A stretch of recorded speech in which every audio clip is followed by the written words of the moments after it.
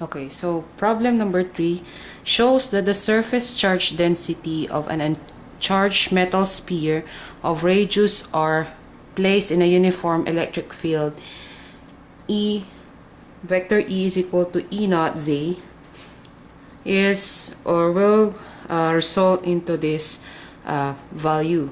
So let us evaluate the problem.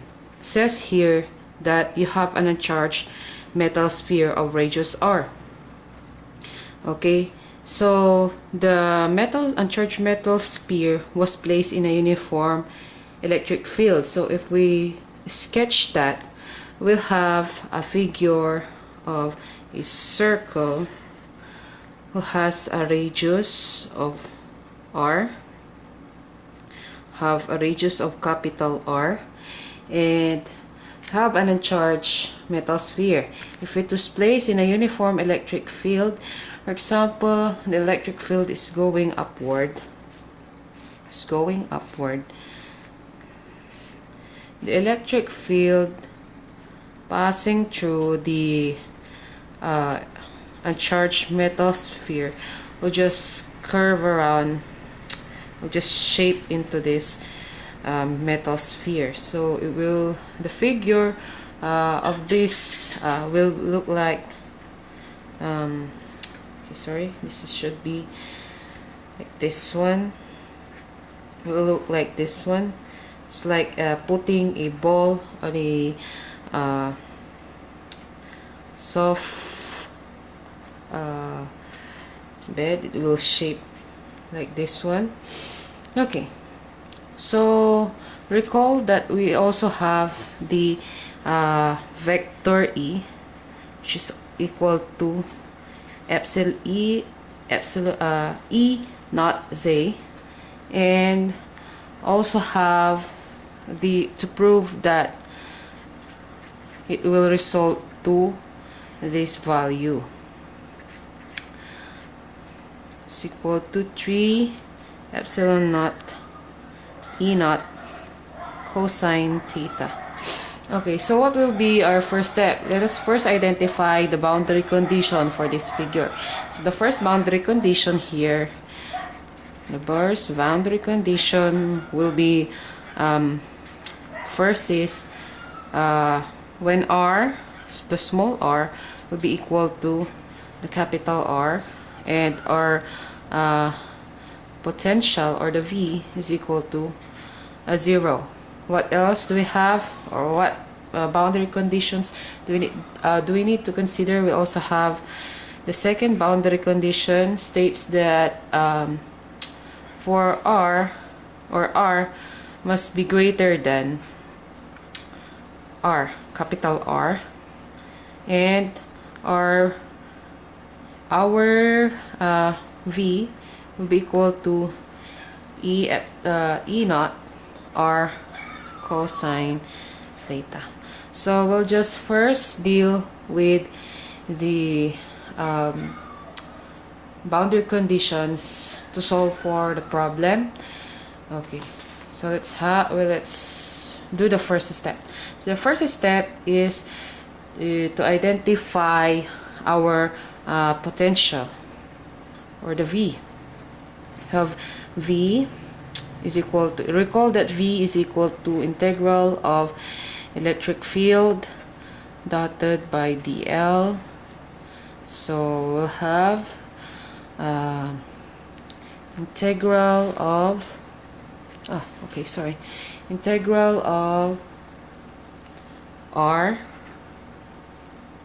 and infinity here, epsilon naught dl cosine theta. Okay, so if we simplify this one, we will have V is equal to E naught R cos theta. Yeah, so this will be our V. So this is for this equation will be used later. So let us name this as equation 1.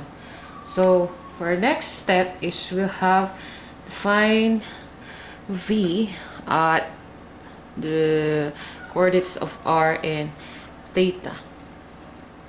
Okay, so let us define this or present this formula so that we will not be confused later if we deal with our boundary conditions. So the summation from L is equal to 0 to infinity, we have A sub L, R superscript L plus B sub L over R raised to L plus 1 PL cosine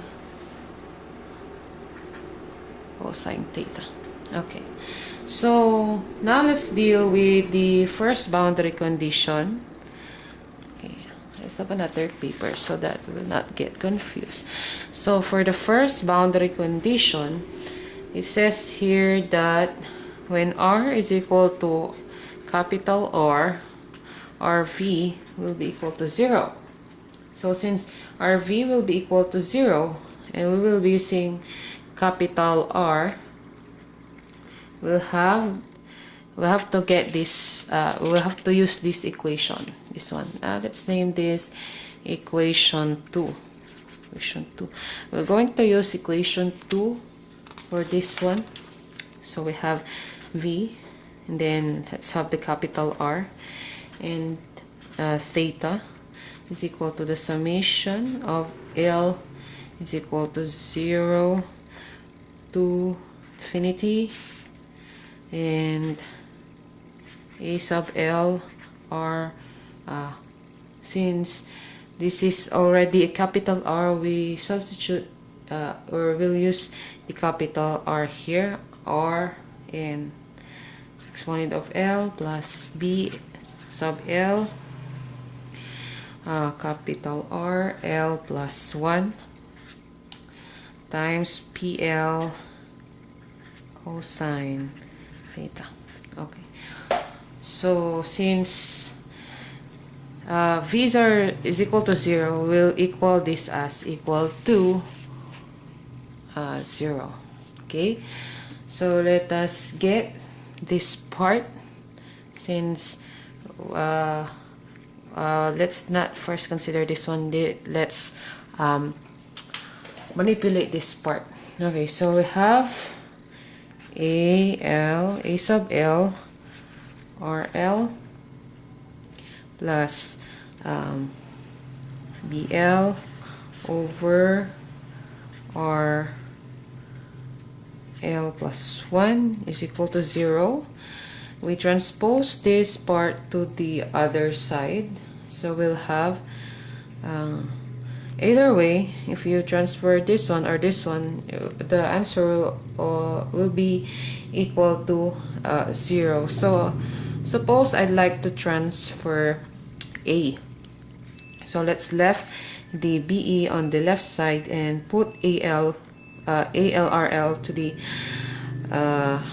right side. So BL over RL, R raised to L plus 1 is equal to negative, changing the signs, A sub L R exponent of L, and then we simplify these terms, we will get BL is equal to negative A L RL R exponent of L times R L plus 1. Okay, so do you think we can still simplify these terms? We can simplify these terms. We can multiply RL to RL since they are common. So we can simplify this by having this equation. BL is equal to negative AL R L LL, we have 2L plus 1. Okay, so this equation, we'll use this equation for our future calculations. We will name this equation 3. Okay, so let's evaluate. let's go back to our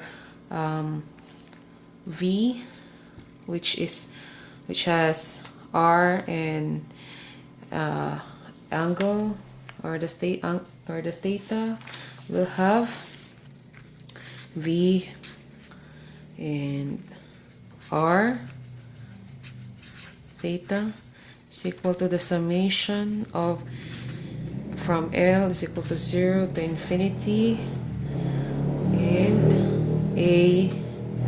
AL. Let's use equation 2 AL. Let me write first the equation 2 so that you can recall ARL minus BL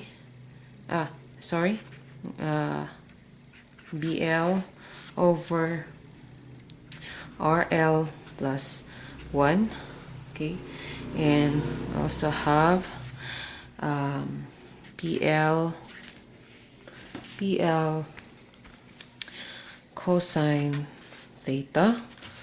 Okay, so let's substitute equation 3 here in the BL, since we get the value of VL in the previous calculations. So the summation from L is equal to 0 to infinity.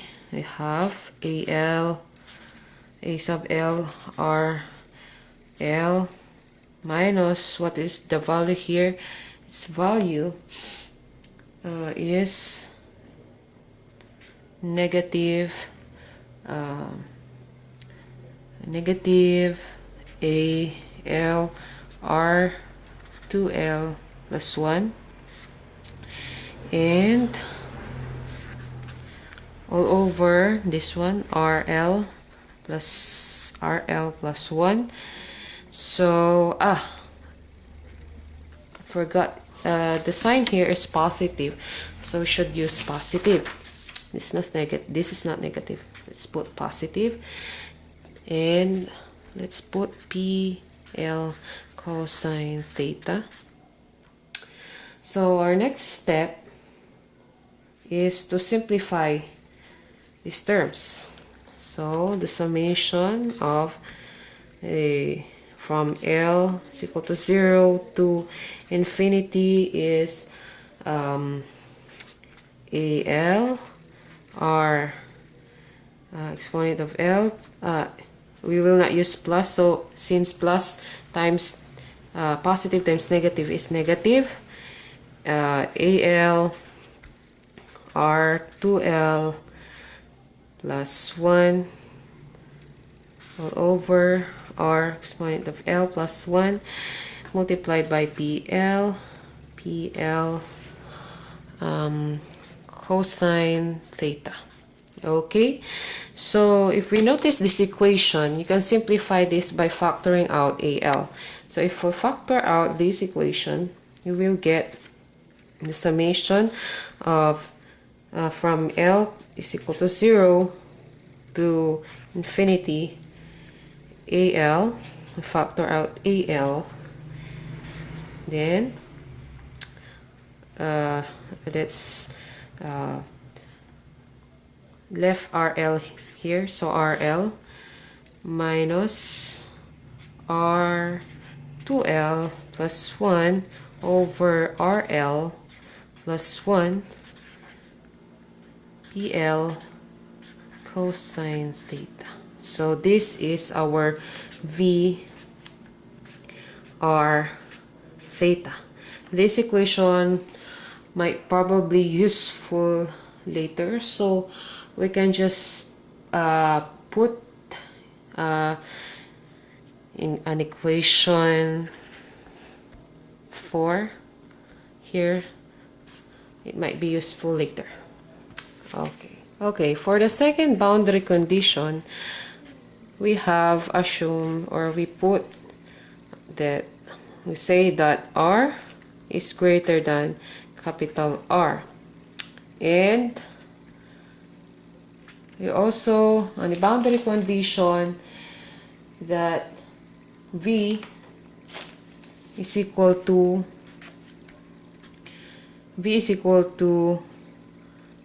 E if you remember, V is equal to E or epsilon E not R cosine theta. This is not epsilon, this is electric field theta. So if we try to manipulate this one, V naught is equal to R cos theta. That's what we say earlier, but we assume that V will also be equal to 0. So we assume that V will be equal to 0. So another condition pops up. So it says here that R squared L plus 1 over R L plus 1 approaches 0.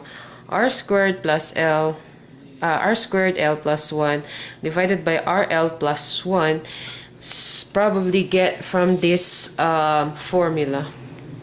So let's consider that. So if we try to put or substitute these conditions, we will have V R is greater than capital R. We have 0 is equal to the summation of from L is equal to 0 as 2 infinity AL RL R exponent of L PL cosine theta, and it will be equal to V. This one will be equal to E naught R cosine theta. Okay, so if we let's try to substitute something. If we can make this equation become like E naught R cos theta. So if we try to put 0 on A, 0 on A, we substitute 0 to L, we might probably get 1. If we try to put A1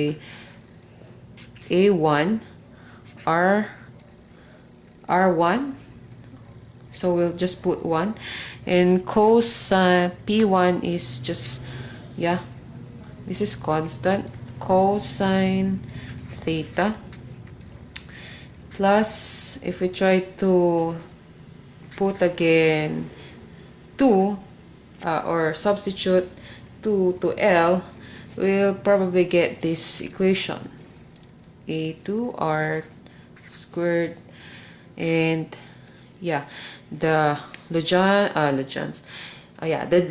equation tells us if this is to your formula, or this will probably be result to 3 cos squared theta minus 1 over 2 plus and so on.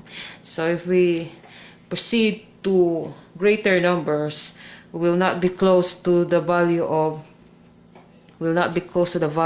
E naught R cos theta. So we're very close to the value if we use 1 as L. So we will consider that only L is equal to 1 is possible. Therefore A1 R cosine theta is equal to E naught R cosine theta, or we can simply say that A1 is equal to E naught. This might probably useful as well. Okay, so we'll have to deal with this one, since if we divide cosine theta here, they will R cosine theta, they will just cancel each other. We will be left with A1 is equal to E naught. So our next step in dealing with boundary condition 2 is we try to substitute everything that we had on the equation. We'll use the equation from the previous calculation, such as this one. We'll use this one as well as this one. Okay, so if we use the boundary condition from number 1, equation 4, let's recall again that we have on the first boundary condition, so that I will write this equation. AL. We substitute AL to E naught, since we say that AL or A1 is equal to E naught. And we retain this one. R raised to 1 is R minus R raised to 2 times 1. L is 1. We have 2 plus 1. We have 3. And this R divided by R, L is 1 again here, plus 1, this will become 2. PL cosine theta will just become cosine theta. So let us write what we evaluated. So V R in theta is equal to epsilon naught multiplied by R minus R cubed over R squared times cosine theta. Okay, we use the small r here since our boundary conditions says that small r is greater than r. So we assume that our r will be small. Then we evaluate. So let's distribute E naught and cosine theta. We'll have E naught R, these are cosine theta, minus E naught R cubed over R squared cosine theta. Okay, so this part is the potential to the outside, or the electric field outside. This part is the potential due to the induced charge. So if we deal this out or simplify our understanding, we will have the boundary surface condition, in the partial derivative of V out, or the potential out, with respect to N, minus the boundary the integral of potential inside all over the with respect to N, and we say that the potential inside becomes 0, so we're left with minus the surface charge density over epsilon naught.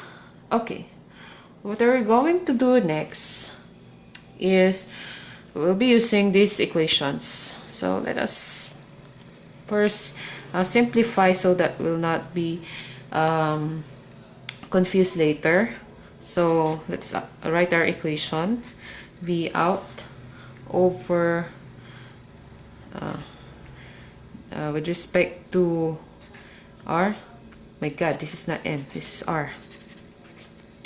Okay, and equals to negative surface charge density epsilon naught.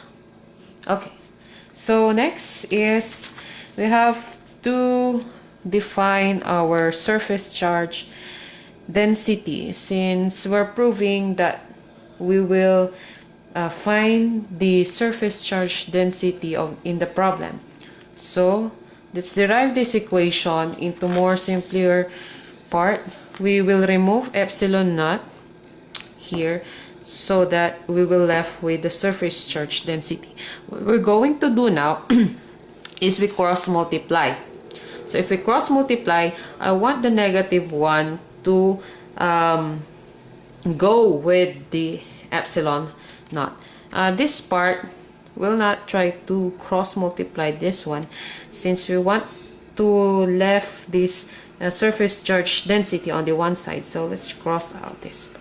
We'll just transfer epsilon naught on the other side. So we will have the surface charge density is equal to the negative epsilon naught partial derivative of V over partial derivative of R. So again, what will be the next step? Question is, what will be the next step? So we will just substitute our equations from the previous calculation, which is, what are our calculation? We have partial derivative of V and with respect to R, and epsilon naught, we don't have any calculation in epsilon naught. So we just copy the epsilon naught, and the V with respect to the partial derivative of V with respect to R will be, its value will become E naught cos theta. Since we are dealing with this one, we have VR D with respect to R, derivative of that, and multiplied by the R minus R squared, R cubed, R negative 2. So where did we get this one? We get this one from the previous equation. Again, in this equation, this one, R minus R cubed. If we want to put this R squared up, this the exponents sign will change into negative. So we're left with this one. It's the same, that one to this one. This is just the same to this one. Okay, so next step is we simplify some terms. So let's simplify this. We have negative epsilon naught E naught cosine theta, and the derivative of this this equation. So the derivative of R is 1.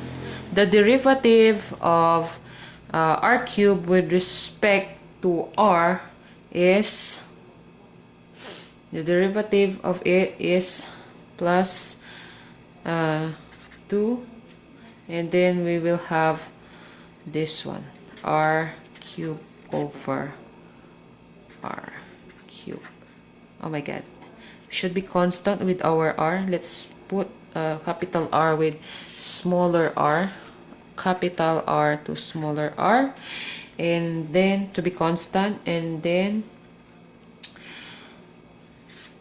we have to deal with the first boundary condition that R is equal to R. So if we simplify these terms, we are left with so 1 plus 2 will be 3, and R cubed divided by R cubed will be 1. So 3 plus 3 times 1 is 3 times 1 is 1. So we're left with equation that the surface charge density is 3 epsilon naught E naught cosine theta. So we prove that E naught Z will result to 3 epsilon naught E naught cosine theta.